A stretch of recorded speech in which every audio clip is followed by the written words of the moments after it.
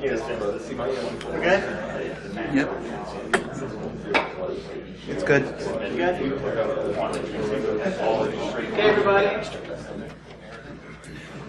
Welcome to BSides. My name is Dan Nagel. I'll be the MC for this room, making sure everything goes according to plan. Our first presenters, very special presenters. We have 3 Grissom High School students. We have, making sure I get the names right, James Braun, hello, Matthew Rogers, and Morgan Wagner. They are interns at Dynetics. They are also security researchers, and they have a presentation about malware, which I'm sure is going to be quite excellent. So, we're hoping. So let's welcome our presenters, and let's get started.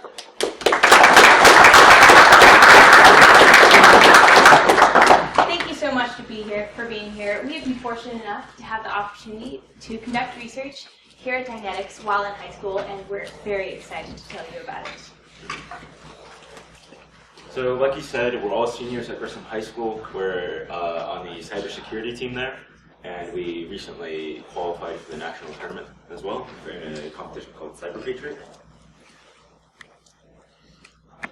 So James and I had a summer internship at Dynetics where we worked inside that little red circle there, luckily this building. So we decompiled and edited code in order to determine a piece of malware's functionality. So once we did that, we then made a command and control server so that we could simulate the advanced persistent threats, or APT malware, and we could exactly simulate the attack. So we had a lot of fun doing this. We learned a lot, and we also prepared for our future cybersecurity career because we were locked in the basement behind a giant door.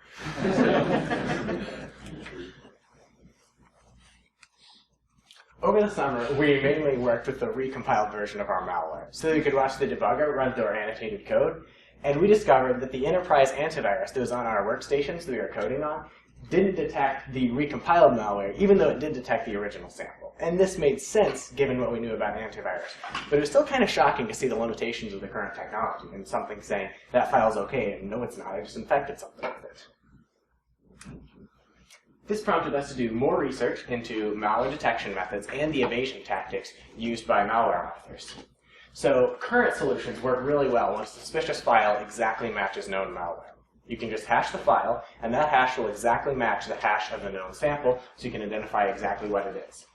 Most antivirus also looks at the imports table, because malware typically imports lots of suspicious things, and some antivirus even uses heuristic rules to try to detect malicious behavior. Unfortunately, malware authors try to trick us to avoid detection and to avoid getting caught. One of the most common tactics is using a packer, where you encrypt the real malware into this big encrypted blob, and then you have a wrapper program that decrypts and runs the real malware at runtime. And what that means is that the file on disk looks really different from the actual executable image that's running in memory. So if you're just scanning it on disk, it's going to look really different, and none of the hashes are going to match. Additionally, a lot of malware now does its imports during runtime so that the imports table is almost completely empty. And sometimes attackers just disable the antivirus engine, so heuristics aren't going to be very useful if it's disabled. And perhaps most crucially, most malware that's custom-made for a particular attack isn't detected by enterprise antivirus, because since it's never been seen before, there are no existing signatures for it. We started thinking about possible solutions to this conundrum. It was a bit of a problem, but it was also a very exciting challenge. We're seeing how many puns we can fit into the entire presentation. So with the help of our mentors, we developed guidelines for the ideal solution to our malware problem. First, it has to be able to recognize malware, even if small changes are made, for example, during recompilation. It also has to be able to detect new malware if it's written for a custom attack. It also has to be a flexible engine and support author identification, detecting features such as keylogging or process injections, as well as plain old malware detection. So one of our first methods to get around this was, instead of doing file-level hashing, where we would just generate one signature by hashing the entire thing, we would go function by function and hash each individual signature. So here I have a Rubik's Cube, and with regular malware detection software, it can look at it and see that it's a Rubik's Cube since everything is in order. But after I mix it up, a regular malware detection system can no longer see that this is a Rubik's Cube since the hashes no longer match. But with function-based hashing, it can go in and look at each individual square and tell if the square is malicious and that it is related to a Rubik's Cube. So the main problem with hashing functions is that with hashes like MD5 or SHA, any change in input drastically changes the output. So, for example, we found a picture of the Saturn V, then MD5 hashed it, then we went in with Microsoft Paint and changed a single pixel at the very top of the Saturn V, then MD5 hashed this new image. We decided to highlight any digits that happened to be the same in red, and there were only 2. And this was a complete coincidence, of course, but this meant that if a function were at all different from the function that we hashed to get signatures, it wasn't going to match, and it wouldn't be much better than just hashing the whole file. So at this point, our awesome mentor suggested we check out fuzzy hashing. And as it turns out, fuzzy hashing is really, really cool. The defining feature of a fuzzy hash is that small changes in the data input produce only small changes in the hash output. So with fuzzy hashes, you can detect the presence of the same bytes in the same order, even if the whole rest of the file is changed. And we found a program called SSD that uses context-triggered piecewise hashes to produce fuzzy hashes of any data that you give it. So we used SSD and hashed those same 2 images of the Saturn V. And this time, there were only 2 characters that were different. The entire rest of it was the same. Even just visually looking at it, it looks very similar. This means that if 2 things are similar but not exactly alike, you can identify them as being related.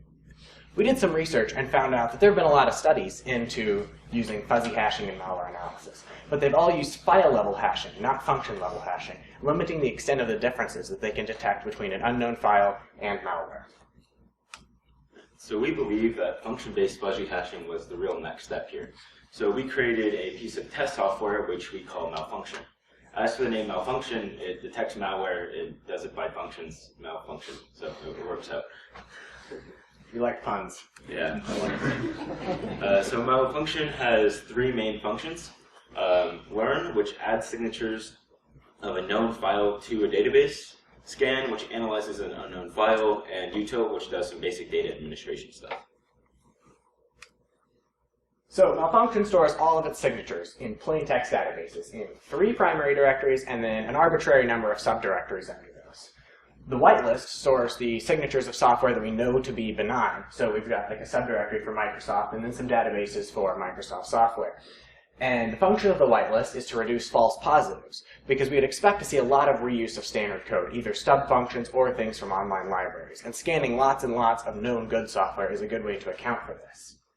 The blacklist, on the other hand, stores the signatures of software that we know to be malicious. We have a fake example advanced persistent threat that we call Scary Panda. So we have a subdirectory for Scary Panda, and then some databases for different malware samples written by Scary Panda. And then the gray list there in the middle just stores the signatures of anything you're not sure about. So learn mode is the foundation of Malfunction's abilities. It begins by acquiring signatures from a binary, then adding these signatures to a specified database. In this example command of Malfunction run in learn mode, we assume that Trojan.exe is known to be malicious and was created by the advanced persistent threat Scary Panda. So the result of this command is that we can identify files similar to Trojan.exe as being related to Scary Panda. Now, central to Malfunction's abilities is the process of acquiring signatures. These can be portable executables or ELFs. So it begins by finding all the call instructions, then parsing to get the addresses. It then begins looking for all the start addresses and the return instructions and snips out these functions. It then SSD patches each of these functions and adds them to the specified database. But Malfunction looks for redundancy when adding signatures to a database to improve efficiency. So scan mode is the really fun part. It acquires signatures from a binary and then compares those to the signatures in all the databases. And then it generates a report to explain its findings. The syntax for running scan is extremely intuitive. It's just Malfunction scan file name. Scan uses the exact same process as learn to acquire signatures from a binary. And then it loads each database into memory and compares all the signatures in the unknown file to each signature in every database. And it uses SSDeep's built-in comparison function to generate a score that is the strength of the match between the function in your unknown file and the function signature that's in the database. And so that score indicates the strength of the match. So like a score of 90 to 100 means it's probably the exact same function. And a score of like 30 to 60 indicates it might be related because they're similar code, but it's not the same. And then functions that aren't related at all will either return a 0 or a very low value. And if that score is above a sensitivity constant, which is 20 by default, then it saves that match for further analysis. When it saves the match, it saves the signatures from both the unknown file and the database, the name of the database so you know where you found it, and the score, which indicates how important it is. So all the data we get from scan would be completely useless unless we could do something with it. So first, all of the matches, strong associations between the unknown file and the whitelist are removed in order to reduce any false positives that they would generate. Then all of the matches are sorted by database, so that anyone looking through, an analyst, for instance, could easily tell how many blacklists they have, how many whitelists, to see whether it's really a good file or a bad file. And then next, the results are outputted. We do this by computing a final score, which is the number of strong associations between the blacklist and the unknown file, divided by the total number of functions in the file. So there are 3 different output types designated by Malfunction. So score is the least verbose, as it only prints that final score, which typically ranges from 0 to about 120, though there's no theoretical maximum. Report, designated with the -R, prints a summary generated for each database. This is potentially the most useful type of output, as it prints only the most important information, allowing analysts to quickly find the results they need. It is for this reason that is the default output type when no options are specified. Now, full prints out all the matches Malfunction finds, as well as the summaries generated by report, as well as some fun ASCII art. We've designed Malfunction from the ground up to be really easy for analysts to use. It's operated entirely from the command line, and though it requires a lot of processing power to generate and compare signatures, we've tried to keep the overhead as low as possible. Additionally, it can be controlled entirely through command line options, and there's no interactive input, meaning that it can be easily incorporated into scripts. And it's very portable. We wrote it in Python, and it runs on every flavor of Linux we've tried it on, and we expect a future version to be Windows compatible as well. However, of course, the most important feature of any software is its ASCII art.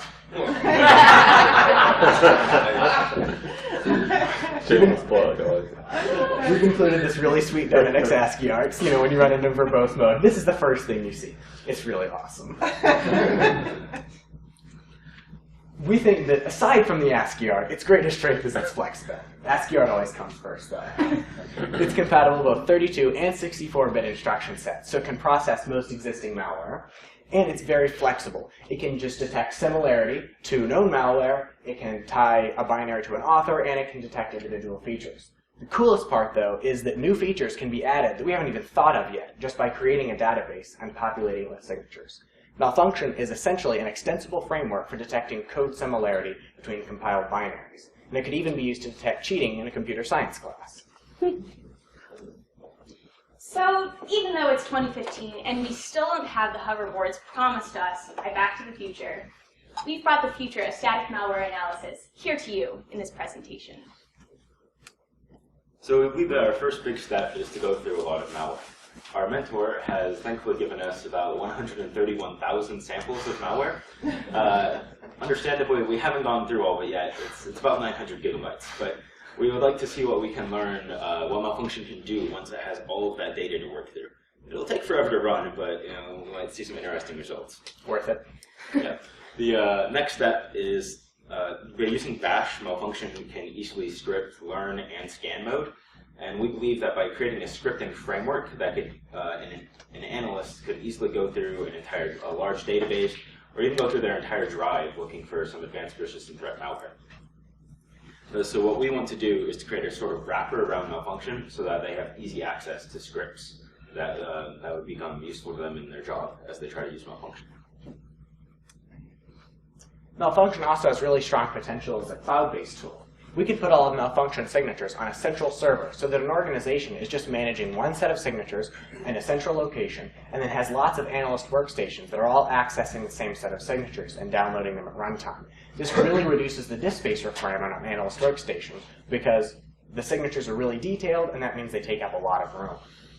We can go even farther with the Malfunction in the cloud model and create a Malfunction web app where an analyst could upload a suspect file, and then it would be scanned, and all the processing and analysis would be done in the remote server, and then it would be returned to the analyst. And this could even be made publicly available through like a web portal where people could upload stuff from all over the world. We also think that function-based fuzzy hashing has applications in network security, particularly for networks that are at high risk of attack from advanced persistent threats. Malfunction's technology could be incorporated into a deep packet inspection firewall, which could scan data in transit for matches to known APT malware, and then that traffic would be filtered out before it even reaches a host. We can do a similar thing with an IDS, basically have an existing IDS, incorporate Malfunction's technology into it, so that rather than just detecting an attack, we could potentially identify who it is as well. So in summary, a lot of advanced persistent threat malware bypasses normal scanners just by being recompiled, by changing a single signature. It's really easy to get around. But we believe that function-based fuzzy hashing can really help. And due to this, we created this test software called Malfunction. And we think that will be very helpful in malware analysis in the future. Any questions?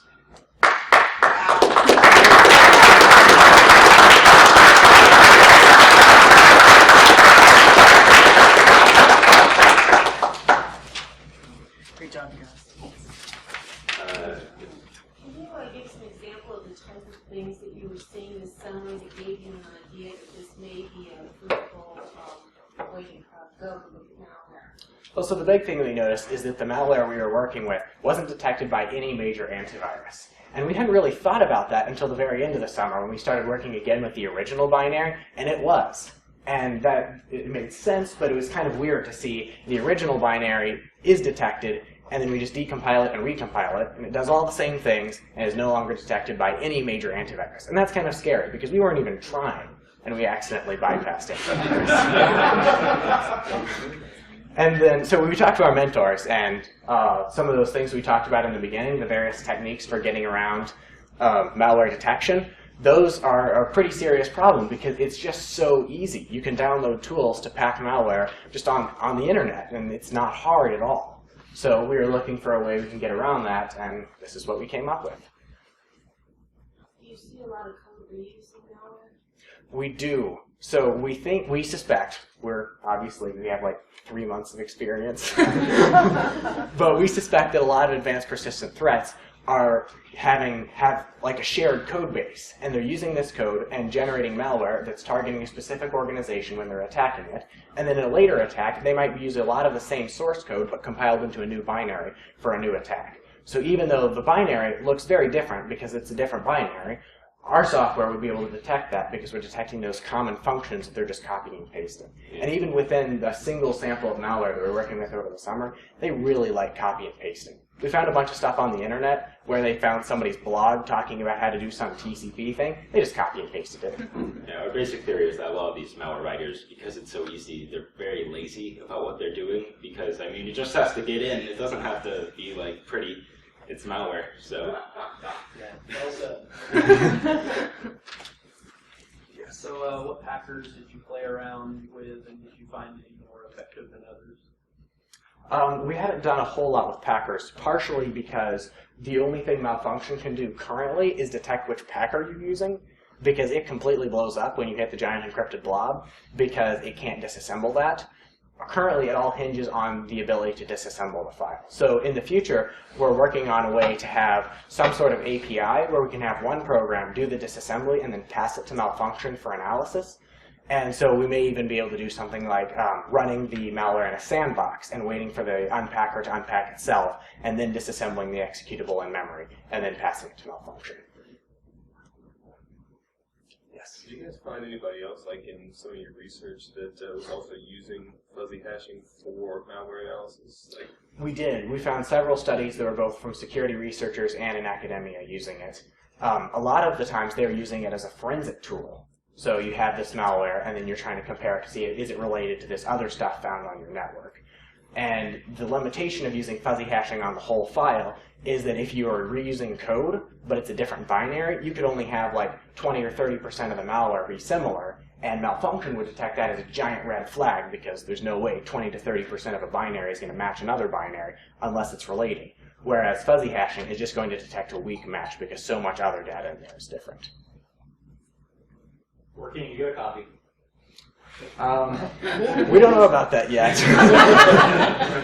There's been talks of making it open source, but that hasn't happened yet. We may be doing something internally with it. We are lowly interns, so we don't know.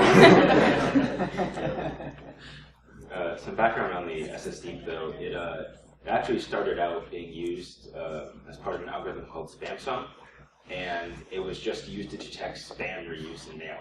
So that's all it was used for, and then it's become this. So it's really cool, though. Like, SSDeep's open source, and you should check it out because it's amazing. And also, the person that wrote that algorithm is so much smarter than I will ever be. How'd you get started in this field?